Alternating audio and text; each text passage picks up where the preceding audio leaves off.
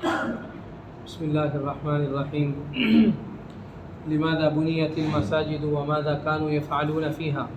إنكار الصحابة رضي الله عنهم على أعرابي بال في المسجد وموقفه صلى الله عليه وسلم منه.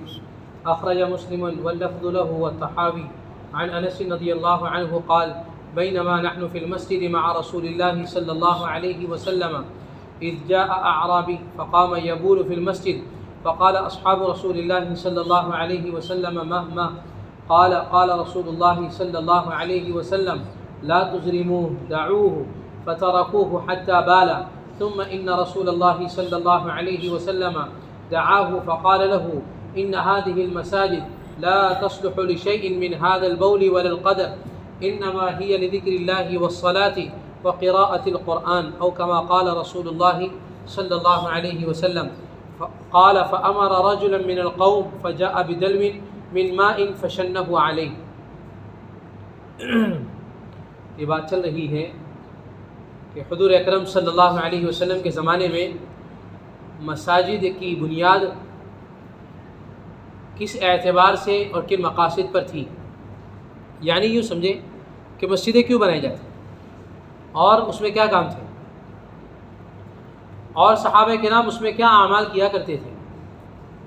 اس بارے میں ایک واقعہ اس میں نقل کیا ہے. علماء نے لکھا ہے کہ حضور اکرم صلی اللہ علیہ وسلم کے زمانے کی جو مساجد تھی یہ صحابہ کے زمانے کی، اس لیے کہ پہلی تعمیر حضور نے کی اور اس کے بعد کی جو تعمیر ہے وہ حضرت عثمان غنی رضی اللہ عنہ نے کی. اللہ ہمیں بھی مسجد نبوی کی بار بار زیارت نصیب کرے عافیت کے ساتھ. تو وہاں دیکھیں گے نا ریاض الجنہ میں قبلے کی طرف کھڑے ہو کر تو ستونوں پر اس کی علامت موجود ہے کہ حضور کے زمانے کی مسجد کتنی تھی، پھر حضرت عثمان غنی کے زمانے میں کتنی بڑی، پھر اس کے بعد کے ادوار میں کتنی ہوئی.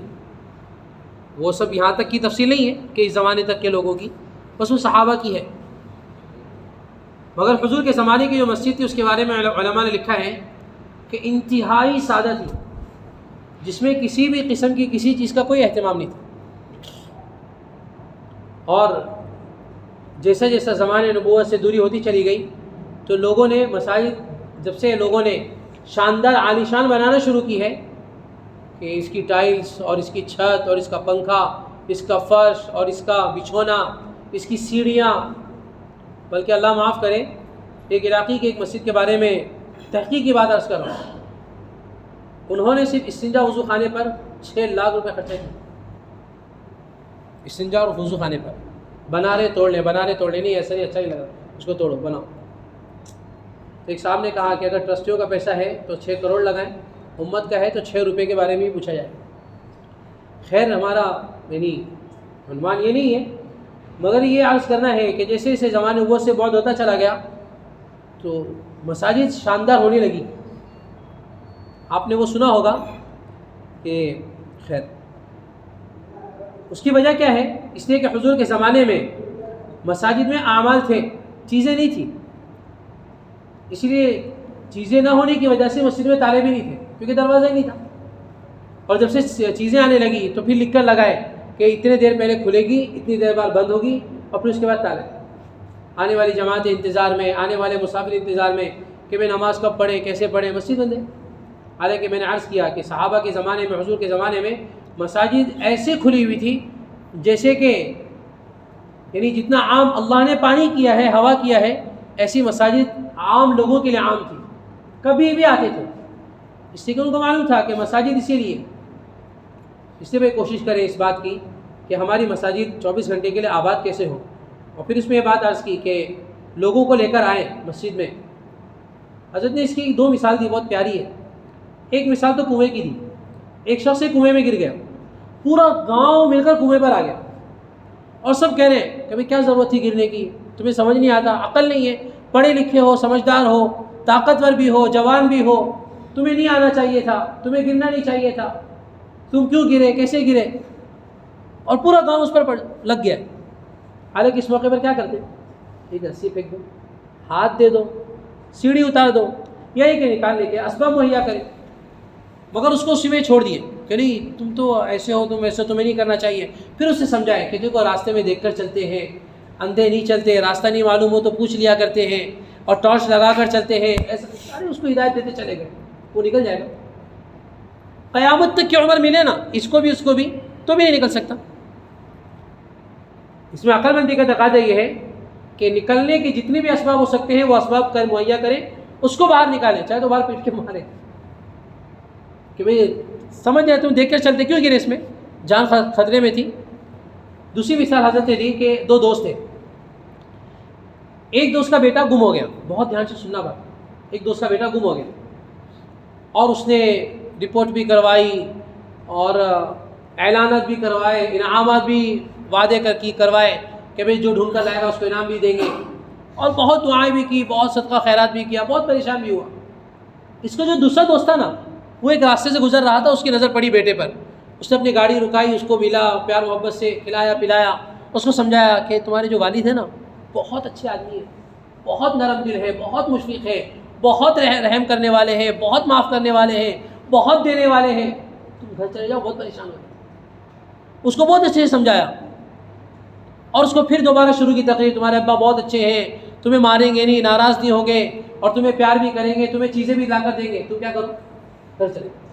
پھر تیسری دفعہ کی، میں کہتا ہوں کہ اس کو 300 دفعہ اس نے یہی تقریر کر دی اس کے سامنے، وہ گھر چلا جائے گا.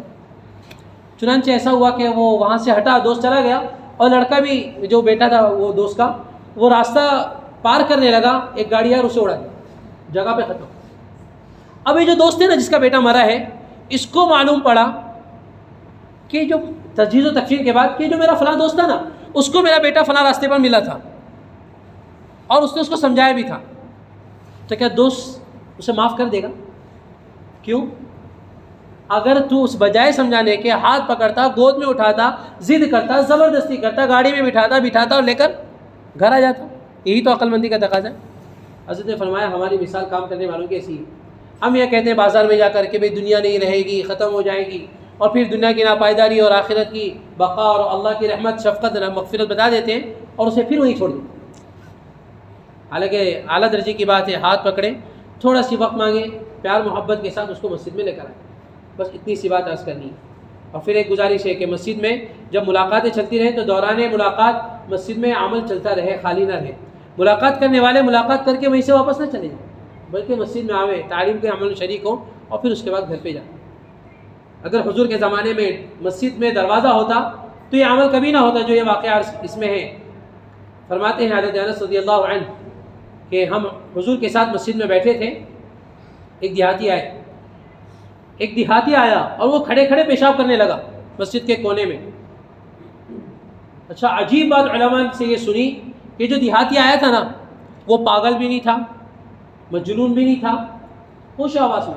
اچھا یہ آیا تھا ستانے کے لیے نہیں، میں اپنی زبان میں ترجمہ کر رہا ہوں، چھیڑنے کے لیے نہیں آیا تھا صحابہ کو، بلکہ اسے معلوم ہی نہیں تھا کہ یہ جگہ کیا ہے. آیا چلتے ہوئے دیہاتی اور آ کر کھڑے کھڑے پیشاب کرنے لگا.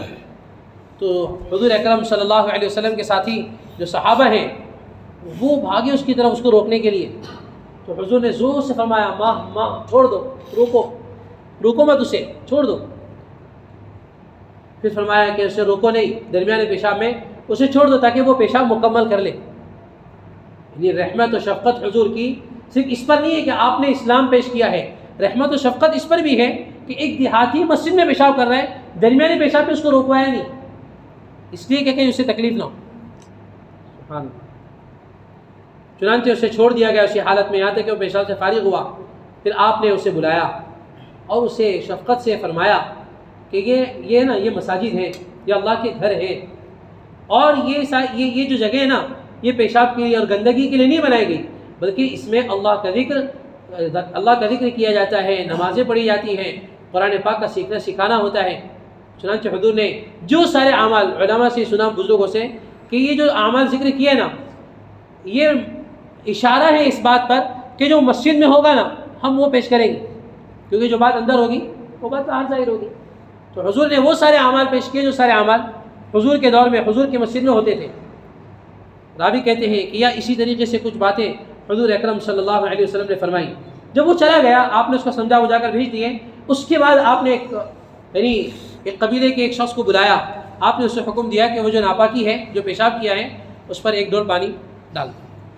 اللہ کرے کہ ہمارے یہاں پر بھی ایسے مزاج بنے کہ ہمارے یہاں پر ساری چیز کا انتظام، نہانے دھونے کا، ٹاول کا، اور ایک جوڑی کپڑا بھی ایسا ہو۔